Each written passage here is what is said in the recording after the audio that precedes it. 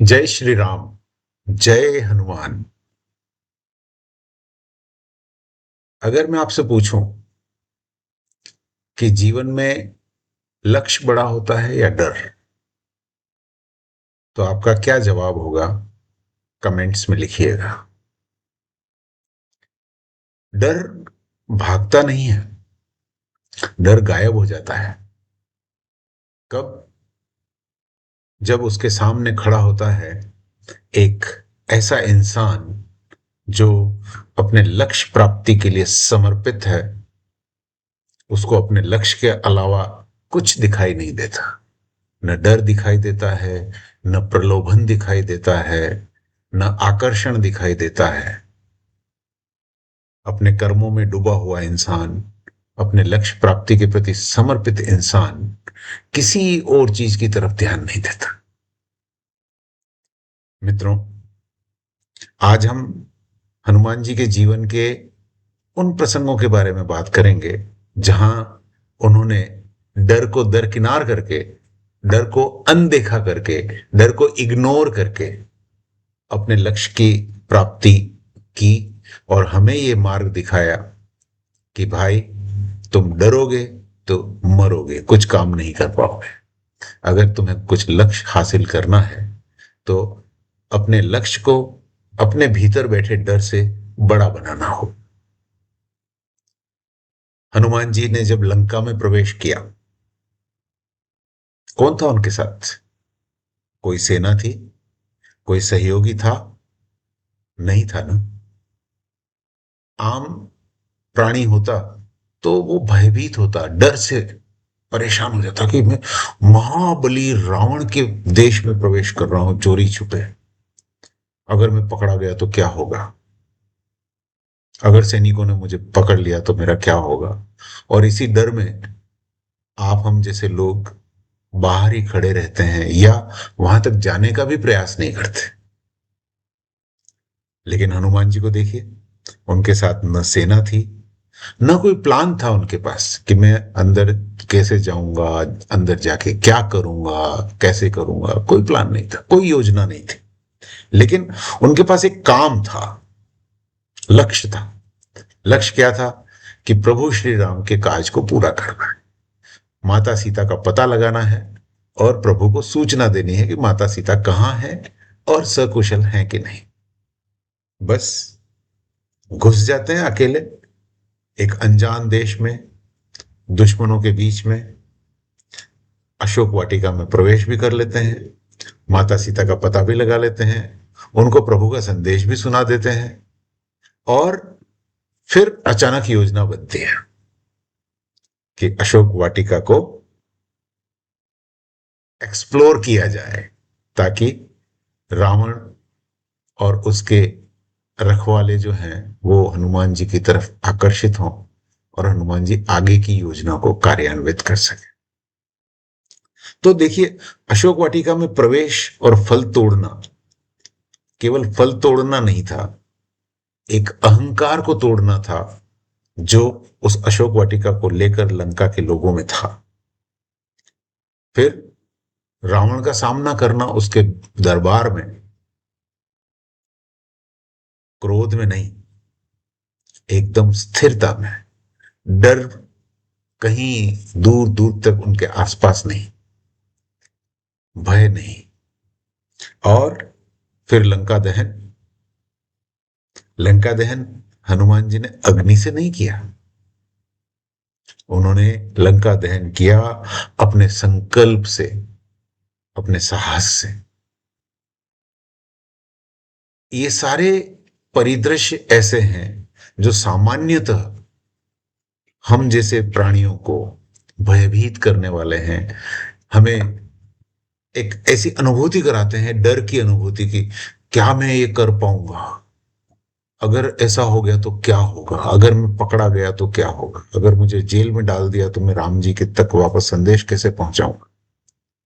हम लोग अगर होते साधारण लोग, तो अगर हमने किसी तरह माता सीता का पता लगा भी लिया होता तो तुरंत संदेश लेके भागते कि बॉस को सूचित करो, I have done the project, I have finished the project.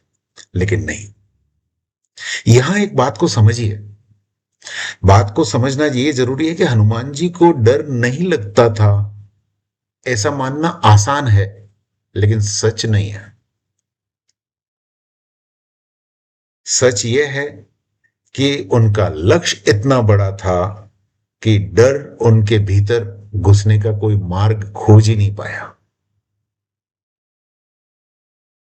उनका लक्ष्य इतना बड़ा था कि डर उनके मन के भीतर घुसने का कोई मार्ग ढूंढ नहीं पाया। याद रखिए, डर तब गायब होता है जब आपकी श्रद्धा, आपका लक्ष्य आपके सेल्फ डाउट से बड़ा हो, जब आपका काम आपकी चिंता से भारी हो। कई लोग आपको मिलेंगे अपने जीवन में जो हमेशा चिंता में डूबे रहते हैं। मैं चिंता में हूं कि मेरी कमाई नहीं हो रही, लेकिन मैं प्रयास नहीं करूंगा कमाई बढ़ाने का, सिर्फ चिंता करता रहूं, तो मैं हमेशा भयभीत रहूंगा, हमेशा डरा हुआ।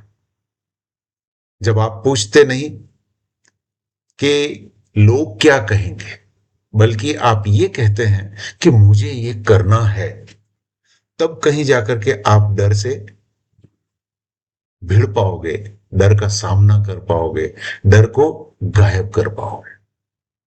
अब जरा असल जिंदगी की भी और बात करें तो देखिए, प्रोफेशनल्स हो या आम आदमी हो, कुछ डर हम सब में बड़ा सामान्य सा है। उदाहरण के लिए, पब्लिक स्पीकिंग का डर। ये डर क्यों होता है? क्योंकि हमारा ध्यान खुद पर होता है, हम जो संदेश देना चाहते हैं उस पर नहीं होता। जिस पल हमारे लिए संदेश महत्वपूर्ण हो जाता है, उस पल हमें फियर ऑफ स्टेज और फियर ऑफ पब्लिक स्पीकिंग गायब होता दिखता है। दूसरा उदाहरण लो आप, जॉब चेंज का डर। जब भी कोई इंसान, कोई प्रोफेशनल जॉब चेंज के बारे में सोचता है, तो उसको अपना भविष्य धुंधला दिखाई देने लगता है। डरता है कि मैं ये करूं कि नहीं करूं। समय गंवाता है, कभी कभी इतना समय गंवा देता है कि अवसर खो जाता है। मित्रों, यदि आप में आत्मविश्वास है, तो ये डर कभी आपके घर में, मन में घर नहीं करेगा। कुछ नया शुरू करने का डर हम सबको होता है कि मैं ये शुरू करूं कि नहीं करूं, मुझे सफलता मिलेगी कि नहीं मिलेगी, मैं नया व्यवसाय शुरू करूं कि नहीं करूं, मैं नया प्रोजेक्ट शुरू करूं कि नहीं करूं, मैं नए लोगों से संबंध बनाऊं कि नहीं बनाऊं, मैं नए देश की यात्रा करूं कि नहीं करूं।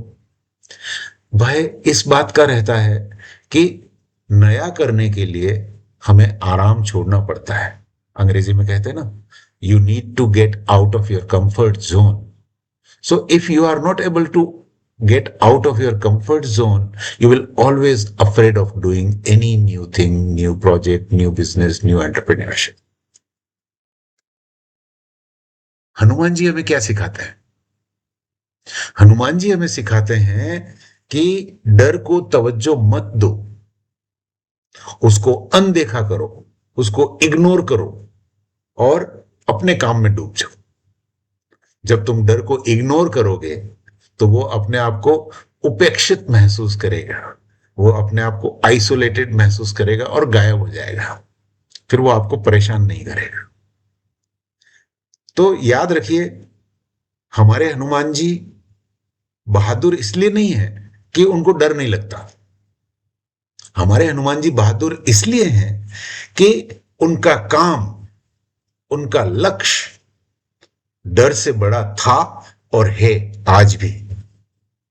आज भी हनुमान जी केवल राम काज करिबे को आतुर की कॉन्सेप्ट पे हमारे बीच विद्यमान है। राम जी के आदेश का अक्षर से अभी भी पालन करते हैं कि मेरे भक्तों पर कोई भी संकट हो तो तुम उसको निवारण करोगे। धर्म की रक्षा करने वाले पर कोई संकट आए तो तुम उसको निवारण करोगे। मेरा भक्त किसी भी प्रकार के भय से ग्रसित हो तो तुम उसका भय दूर करोगे। और आम लोगों की भाषा में बोलें तो कई लोग भूत प्रेतों से भी डरते हैं और उस समय क्या नाम लेते हैं? भूत पिशाच निकट नहीं आवे, महावीर जब नाम सुनावे। तो ये जो हमारा विश्वास है, ये हनुमान है। ये जो हमारा श्रद्धा है, ये हनुमान है। इस हनुमान को अपने भीतर जीवित रखना है, और हनुमान जी की शिक्षा को हमें याद रखना है कि लक्ष्य से बड़ा डर नहीं होता। हमेशा इस सवाल का जवाब आपको पता होना चाहिए कि डर बड़ा या लक्ष्य, और आपका जवाब होना चाहिए लक्ष्य बड़ा है, डर नहीं। हनुमान जी याद दिलाते हैं, और हमें याद रखना है कि जब उद्देश्य साफ और बड़ा हो तो डर अपने आप भाग जाता है। मिलते हैं अगले एपिसोड में एक और कॉन्सेप्ट के साथ, हनुमान जी की एक और शिक्षा के साथ। तब तक अगर आपको हमारा चैनल, हमारा कंटेंट अच्छा लगता है तो इसे लाइक कीजिए, अपने मित्रों और रिश्तेदारों के बीच शेयर कीजिए, और इस चैनल को सब्सक्राइब कीजिए। जय श्री राम।